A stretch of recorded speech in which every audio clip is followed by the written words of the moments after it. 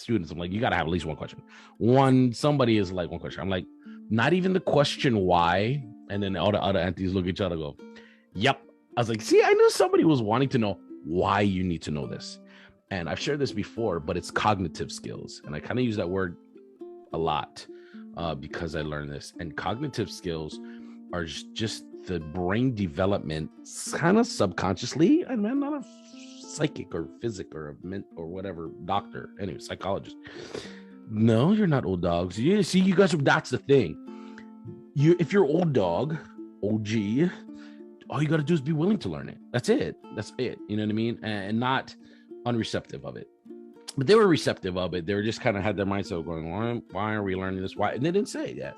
They finally asked why. Well, I asked, nobody wants to know why. They asked why. I said cognitive skills. If you guys develop that part of your brain and use it, I mean, like slightly, and just always develop it, eventually that's going to help you in the longevity of just music in general. That little thing is going to awaken something in you that's going to, you're learning other songs or picking up and playing by ear is going to make it easier because you develop that part of your brain is starting to work because of your scales and your articulation of fingers. You know what I mean? It's not strumming. It's like, making stuff up. You're like, yeah, it helps you quick think better, like have played yourself brain games and keep your brain, right? They say your brain's a muscle and you got to work it and all that kind of stuff, right? Keep preaching. Let me tell you something. You got to do your scales. You got to keep practicing. No, sorry. But let's get a little fun.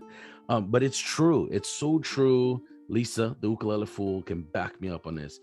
And it's just keep doing it, even though you're thinking this is getting boring. It's working. It's like trying to develop muscles in your chest. Don't look here because I'm not developing anything that considers muscles. But if you did 100 push-ups, and they got easier, 100 push-ups, and you're like, okay, now this is easy. But guess what? You developed something here. Well, guess what?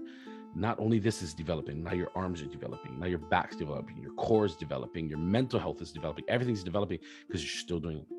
Even though it's just 100 push-ups, the same way you did it from day one, same way you're going to do it at day 100. Same way, up and down. But guess what? It gets easier and more starting to develop.